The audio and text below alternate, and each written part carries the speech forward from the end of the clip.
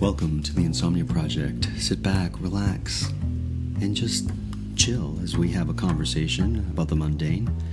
One thing that we can promise you is that we're going to do our best to make this conversation less than fascinating so that you can just sort of, drift off. Thank you for joining us. We hope you will listen and sleep, as well as follow us at Listen and Sleep. I'm your host, Marco Timpano, and joining me is a co-host who happens to be a dear friend of ours, both the Insomnia Project and a friend of mine and Nitty's. Welcome, Nug Narhgang, to the show. Hi, thanks for having me. Nug, one of the things that I remember distinctly is when we did our Nuit Blanche exhibit, we had you on, and that's when it was the Insomnia Project, and what a great time we had. Thank you for doing that. That was a ton of fun. That was really fun to do it at the Le Germain Hotel. That was really fun. And we had all those people sort of in the lobby area just kind of chilling. A few of them fell asleep. Nug, controversial topic. Sparkling water or still? What's your preference? I was always a still water person for the longest time. Okay. And a few Christmases ago, I got a soda stream machine, and now I make my own sparkling water at home. We have one of those machines too. For those listeners who might not be familiar, SodaStream is this sort of contraption where it has a canister of CO2, and then you fill a little jug or a little bottle with regular tap water. You screw it on the base, and then you depress the top, and it makes a loud, thunderous noise. Well, you're decompressing a canister of compressed air, so into your water. Yeah. And then all of a sudden you have fizzy water, carbonated water. So now you're a fan of that. Yeah, and I don't necessarily buy the syrups that they sell for it. I kind of make my own. I make the sparkling water, and then I add lemon juice or lime juice or a little bitters to it. Oh, like what kind of bitters? I have grapefruit and celery, and they're basically the same, but it's just different herbs and different flavors. Do you make those yourself? Or? No, I buy them there's a fancy bartending store here in Toronto that I'll go to. Oh, so it's like the stuff that they would mix in their alcoholic beverages? Yeah, like Angostura bitters is the one everybody knows, but then there are different flavors, and you can get them. There's like a Creole one that's spicy. Peugeot? There's a chocolate one. Is it Peugeot? It's the one from Louisiana, and they make it in the... Oh, what is that cocktail from Louisiana? It's going to kill me because my bartender... So I think the one from Louisiana that's famous is called Peugeot. I'm sure I'm saying it incorrectly. And they use it in the... it'll have to come to me. It's a very famous New Orleans beverage, but... so you use those in the water? Yeah, just to give it a little different flavor, like a little herbal thing. I'll put it in with a little lemon juice, kind of make a little, or a lime juice, and I'll try it out. I have 3 bottles on the go, because when you get it, you get you can buy extra bottles. Right. So I'll have one plain and one with lemon or lime and one with the bitters in it. Oh, cool. I'll try it that way. Cool. I have seen this a lot, like where they'll take strawberries and basil and they'll infuse it in water. Yeah. Or watermelon and rosemary. Crazy little combinations like that. I like my sparkling water, so if I have a bottle of Pellegrino, as is, no ice, no lemon, no lime, just give me the bubbles. My favorite thing right now is the Perrier does a grapefruit. Yes. And they make an orange, and the pale orange and the pink of the caps look so the same that when you try, and the orange one isn't as good as the grapefruit, so you go and, I see it in the fridge, and you go grab it at the store and buy it, and then you get into the car and go, I got an orange. Right. When I was a kid, sometimes you'd have like soda waters in the fridge, and your parents would have tonic water. Yeah. And I detested the taste of tonic water. Well, I'll do you one better. Okay. My folks have recipes for how to make their own versions of alcohols at the liquor store. And for years, they would make their own Tia Maria or their own Drambuie or their own Baileys. And when we were young and we were living on the farm, I would come home from school, and here's a pitcher in the fridge of chocolate milk. And I'm so excited. I'm going to pour myself a glass of chocolate milk. And I would sit with this glass of Baileys. And I'm in like grade 3, I want to say. Right. Sit with a little Tupperware cup full of Baileys. And I would sit and watch cartoons and drink this stuff. It never occurred to me that it didn't taste right. It never occurred to me that there was booze in it. So here I am, grade 3. What is that, 7, 8 years old? Sure. Drinking a cup full of Baileys, watching cartoons. Amazing. So your folks would make their own. Yeah, I love this. I found their recipes the other night because my girlfriend can't do dairy. Right. But my mom's homemade Bailey's recipe can completely be altered with a soy milk or an almond milk, so that she can make an almond Bailey's or a soy milk Bailey's. Your family should market that. I think they'd be millionaires. Could you imagine soy Bailey's or almond coconut milk, because it's all the rage now, right? I'll do you one better. So let's do this. I often, when I was a kid, would go to my grandparents' house, and they would have these little bottles of this Italian soft drinky kind of thing. And they were tiny bottles. Not of Brio. Not Brio. They were called bitter. Yeah. And they were this beautiful, bright red, like a shocking red. And they would be in little bottles, so as a kid you'd be like, oh, I gotta get one of those. You pop off the cap and you put it in, it would fizz, and the top of the fizz, so when the bubbles would rise to the top, it would get really pink. And so as a kid you're like, this is gonna be the best drink ever. But it was the most bitter. It's Campari and soda. Yeah, right. But it was without alcohol, so it was the same herbs that you would find in Campari and soda, but it would be this bitter drink that was non-alcoholic, so you could have it anywhere. And as a child, it was a virgin Campari and soda. Well, as a child, it would be the most grotesque thing that you would have in your mouth, right? Because you would drink this bitter little tiny drink. It's like when you would find baker's chocolate in your grandmother's cupboard, and you'd think, I found chocolate, and then you'd eat this and be, what a horrible trick my grandmother has played on me. But now I love the taste of Campari, and I can't help but think, because as a 3-year-old, I was drinking these things, hoping to like it, and now I've acquired that taste. The interesting thing about bitter drinks, and it's something I need to tell Nitty, who's always thirsty, is that if you have a bitter drink, it'll quench your thirst. Yeah. More so than something sweet. Oftentimes we'll go to, like, a soft drink or whatever. That won't quench your thirst. Now, I drink, when I did drink a lot of soda, I would drink a Diet Coke, but not because I wanted the sugar-free version of Coke. Right. I find Coke too sweet. Right. I find Pepsi too sweet, and I find Diet Pepsi too sweet. But Diet Coke doesn't have that sweetness to it. I like the almost bitter, like the Brio. Right. Like a Brio. Right. A Brio is a Canadian soft drink that is actually a Chinotto, which is an Italian soft drink, which is a very bitter herbal soft drink. It looks like a Coke, but it tastes far different. It's more of an herbal thing. Yeah. It has like a really herbal taste to it. So Brio is the soft drink of Canada, Italian soft drink of Canada, whereas Chinotto would be what the Italian. So if you have a San Pellegrino Chinotto, you would know what a Brio is for our listeners who aren't. That alcoholic drink from New Orleans is called a Sazerac. And I think it's an old cocktail from New Orleans, and it has the bitter. And I think it's Peugeot bitters. I'm sure I'm saying it incorrectly.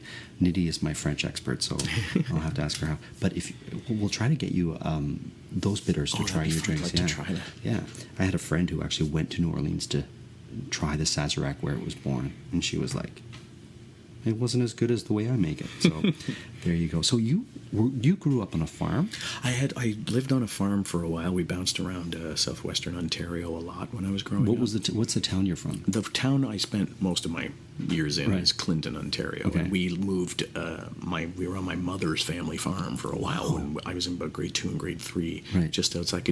I'll name these places, Please, and no one will know where they are. No. We probably have listeners there. Just outside of Newton, Ontario, not far from Millbank, Ontario, just this side of Listowel. I could keep going, and you've never heard sounds exciting. So that's where and then we moved to Milverton, and then we moved to Clinton, where I did grade 5 through high school. And this is southwestern Ontario. Yeah, it's towards where in Toronto your closest access point to the States would be Buffalo or Niagara Falls. Ours was Detroit. Okay. So we were down towards not too far from London, Ontario, and Sarnia. Wow. So what is Clinton famous for, besides yourself? Please. Clinton is known for...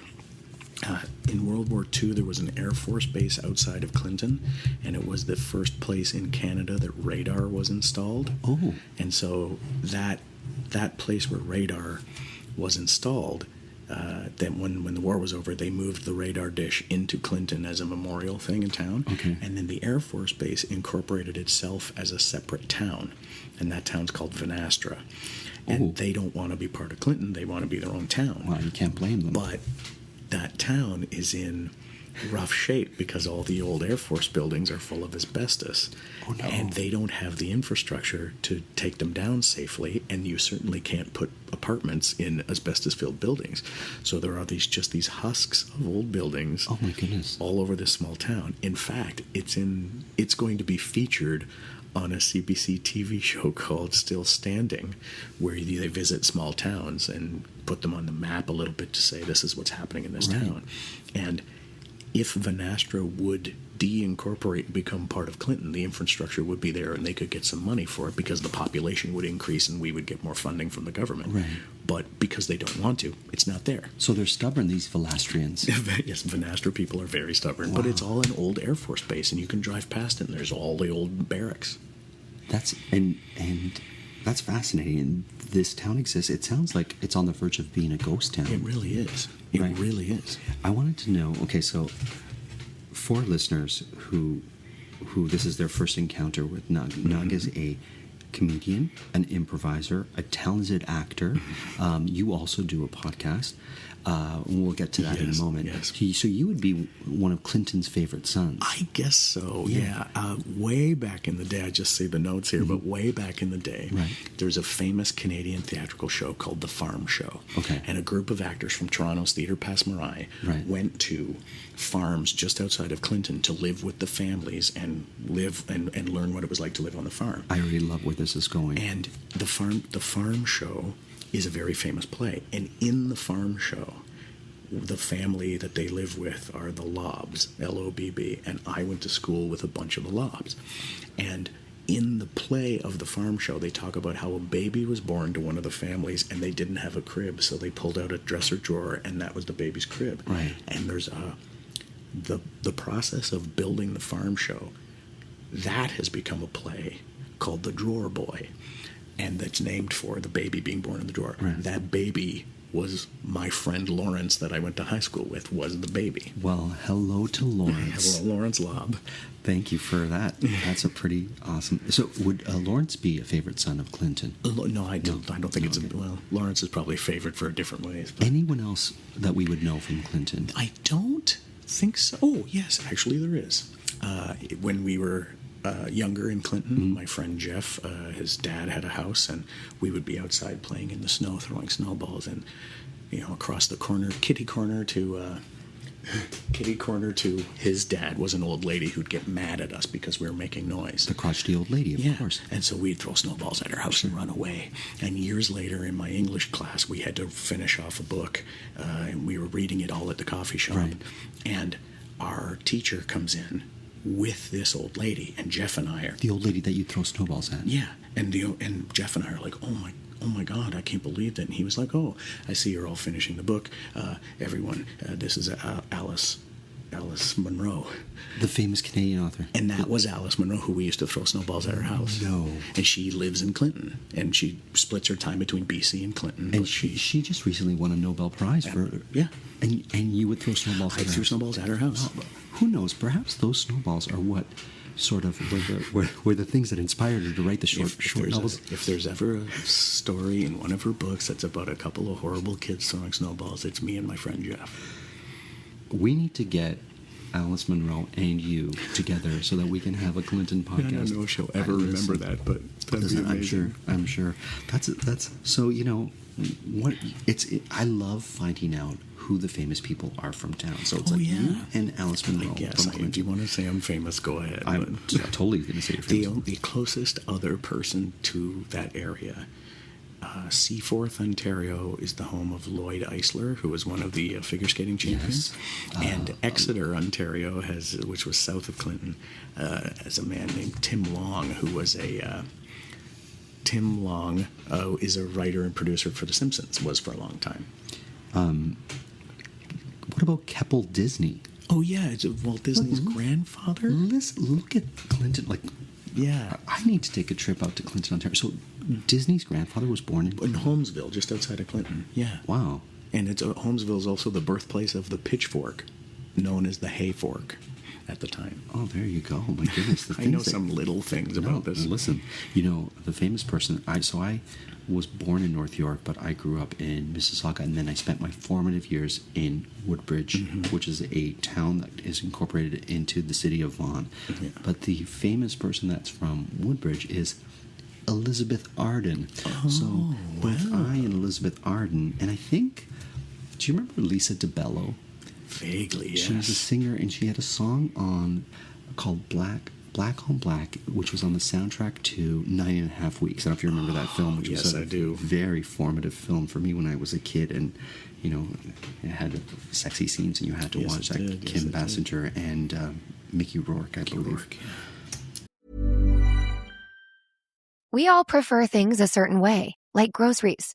If you want groceries just how you like them, you gotta try Instacart. They have a new preference picker that lets you pick how ripe or unripe you want your bananas. Shoppers can see your preferences up front, helping guide their choices. Because when it comes to groceries, the details matter. Instacart. Get groceries just how you like. Knock, knock. Ooh, who's there? A Boost Mobile expert, here to deliver and set up your all-new iPhone 17 Pro, designed to be the most powerful iPhone ever. You call that a knock-knock joke? This isn't a joke. Boost Mobile really sends experts to deliver and set up your phone at home or work. Okay, well, it's just that when people say knock-knock, there's usually a joke to go with it. Like I said, this isn't a joke. So the knock-knock was just you knocking? Yeah, that's how doors work. Get the new iPhone 17 Pro delivered and set up by an expert wherever you are. Delivery available for select devices purchased at boostmobile.com. Terms apply. We live in a culture obsessed with dieting, weight loss, and exercise. And that can make eating disorder behaviors easy to miss. But the reality is, eating disorders are serious mental illnesses that take a major toll on your health and your life. But recovery is possible. Eating disorders are more common than you might think.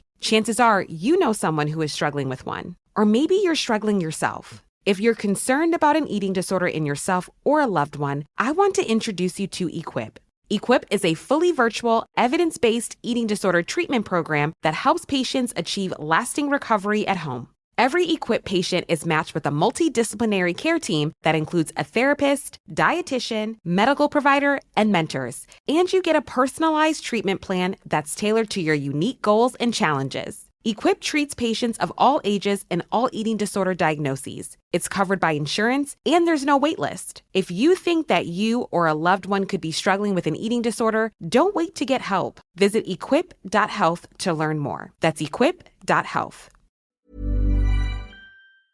Well, there you go. So that's who's famous. But let's get to your podcast. So you have this podcast that you've been doing for 6 years. Coming up on 6 years. 6 years. August will be 6 years. And it is, I love this podcast because, some of the most talented improvisers in the nation are on it. Yourself. Paul Bates and Lee Smart. And then you'll have guests. Yeah, we've had Colin Mockery, we've had Sean Cullen, we've had Scott Thompson. Recently had Pat Thornton on. We're doing a live show next week. We'll have Dan Redican from the Frantics, the old Canadian sketch troupe. Sure. And Alice Moran, who was on Sunnyside, which is on Canadian television. So we, rather than it be a sit-down style podcast, we perform, we improvise, and we record it. And we add sound effects and music and make it sound like an old radio show. But it's all in those science fiction vein. We found when we were improvising together. So let me just get this straight for our listeners. It is a improvised comedic show that is a radio play. Yes. And its focus is science fiction. Yeah. And Illusionoid is a robot. Because you guys set it up so well. Yeah. If you think about the Twilight Zone or Tales from the Crypt, right, they were small stories brought to you by a host. So Rod Serling on the Twilight Zone, or the Crypt Keeper. So our show has little stories, but they're brought to you. The concept of the show is that they're sent from the future to now by the last surviving human being who's trying to tell you, stop this from happening, you can stop humanity from being destroyed. And we've said that humanity was destroyed by a supercomputer called Illusionoid. And so we have loosely said, these are the things that lead to the creation of Illusionoid. But being comedy, none of it makes sense. If someone went to the trouble of trying to figure out if this all made sense, there is no way. It's a comedic Terminator. Yeah. You guys are terminating all other radio. Well, it's already happened. Yep, It's fair. already happened. Okay, fair. In the future, so it's done. That's the concept of the show. Yeah. But it's improvised, which for our listeners, it's you don't have it scripted. No, we start with a title. Okay. We either flip open an old sci-fi digest from the 50s, or we have a listener send us a title, and we start with the title, and we just go. Amazing. And our listeners can find Illusionoid on iTunes. On iTunes, and this is all free. It's on Illusionoid, under Illusionoid on the iTunes. It is at illusionoid.com. You can find us on Facebook under Illusionoid. We're on Twitter at IllusionoidPod. And you can submit a title, and we'll improvise that story. So our listeners can submit a title on at IllusionoidPod. At IllusionoidPod on Twitter or through the Facebook, and just send it to us. And then you might be able to listen to your title in a future podcast of We Illusionoid. just did one, and we have a listener, I think, from Washington State who sent us one, and we did it recently. It was Betrayer of the Solar Nights. So we had no idea what the story would be, Amazing. but that's what we did. Now, one thing our listeners might not know about you, Nug, is that you have a beautiful singing voice. And Nitty's making a face like she. So I've seen Nug perform on stage, and I've seen him do comedy, and he's brilliant. And I'm not saying that because you're my guest here, but you just are, and it's a fact, right? And I was surprised when I saw you in Evil Dead the musical, Right? And I heard you sing as the part of Jake, and it you know when you see a performance on stage and no one who will ever do that, you're like my Patti LuPone. Okay, so if I saw Patti LuPone in Evita, you or Betty Buckley in Cats, you are that to me for Jake in that show. That we sold the soundtrack at the Toronto show, Right. of the Toronto run of Evil Dead, and the soundtrack was recorded with the off-Broadway cast from New York, Right. And people would buy the soundtrack and be disappointed I wasn't on it. Oh. So when people wanted me to sign it, I would tell them I wasn't on it, and Right. they were stumped. They couldn't believe. Right. Yeah, not to sound nationalistic, but I think the Toronto soundtrack should have been recorded because you guys were it was like so much fun. Yeah, you're great. But on that point, you're going to be in the Fringe in a show called Songbusters. Yes, and it's kind of a mix of those two things because the entire show is improvised. We get a location, and that is it. So I might go to you in the front row and ask, what's a fun location where a lot of people hang out? And you would say, let's say a rickety bench. great. The whole show will take place on or around a rickety bench, and our music director will play a song. We don't know what he's going to play. We all come out and sing. We have stories and people and characters, and then 45 minutes later, we have an ending. Amazing. And if for anyone who's in Toronto this summer during Fringe, Yes. you can go to fringetoronto.com. Yeah, I think we run from the June 29th to, I want to say, July 10th. Do you know what theater you're in? We're at the Randolph Theater. Oh, that's great. Which is right beside Honest Ed's, which is where Fringe headquarters is, where they have a big beer tent. So we're right there. We have prime location. I would definitely say check it out. And if you want to see more things that Nug's doing, you can follow him on Twitter at Nug13. Yes, Why 13? NUG13. Because I couldn't just have Nug. Okay. And then everybody put numbers. But the 13's always been a lucky number for me, so I just went with, I should probably change it. I should probably use, because a number makes me look like a fake person on Twitter. So I think I might be changing, but that's what I'm sticking with. I always love when you get an email from someone and they've put the year of their birth and they did it back in the day. And so it'll be like, Sarah James, 1973, or like, or when you get an email from someone and they have clearly they had set up this email when they were in high school or university, and it's so not appropriate anymore. Oh, of course. My email is just something I whipped off one day, and then I realized this is not professional in any way. But it's not hard to go get another email now. But at a certain point, you're like, I'm not going to do it because everyone knows Everyone me. knows this email now. If you could sing a duet with any singer, living or dead, and it doesn't have to be comedic because you have a beautiful voice, and the fact that you have the skill to be able to do it during improvised music is quite great, but it's tough to say because I like so many different kinds of music. So the first two names that popped into my head when you said that are wildly different. Right. But I think Annie Lennox is one of those. Amazing. But I also think Dolly Parton is one of those. Yeah. Do you know I'm a huge Dolly Parton fan? Yeah. I'm a huge Dolly Parton fan. So if you could cover one of her songs. Dolly? Yeah. Oh, boy. Because Jolene's pretty good. Yeah. But 9 to 5, like, I mean, it's all the good stuff. Have you heard her cover version of Shine? Yes. Heard So by brilliant. Collective Soul. So brilliant. That is so good. We were talking before we recorded the podcast of different covers Cover and how songs. some covers are just better than the originals. Yeah. Well, and then I blew of my friend's mind the other day because everybody knows Torn by Natalie Imbruglia. Right. But nobody knows that's a cover. Oh, is it? So the song was originally done by a band called Edna Swap. They're called Okay. Edna Swap, and their album was called Wacko Magneto or something like that. Right. And their version, it's like a female lead singer, and it's almost like a metal band. And it is a wonderful version of that song. And then there's just an acoustic version with their lead singer, the Annie Previn is her name, singing Torn. And it's far better. Wow. Leagues better than the Natalie Imbruglia one. We'll have to look that. We'll have to definitely look that up. It's really good. My goodness. What if you could sing a cover? What cover would that be? I really like really old country, like the Right. old country Yeah. music, Yeah. super old country Yeah. music. So, I don't know, give me a Hank Williams, Hey Good Looking, What You Got Cooking, I like that a lot. In the car right now, I am singing along to what would be called yacht rock, yacht rock is like late 70s, early 80s, Steely Dan, Right. kind of like Christopher Cross, like anything you would listen to while speeding across the ocean on your boat. And I'm listening to a lot lately of a song by the Little River Band called Cool Change. Okay. It is one of the most terrible songs ever written because the lyrics are like literally at some point in the song the lyrics are the albatross and the whales, they are my brothers.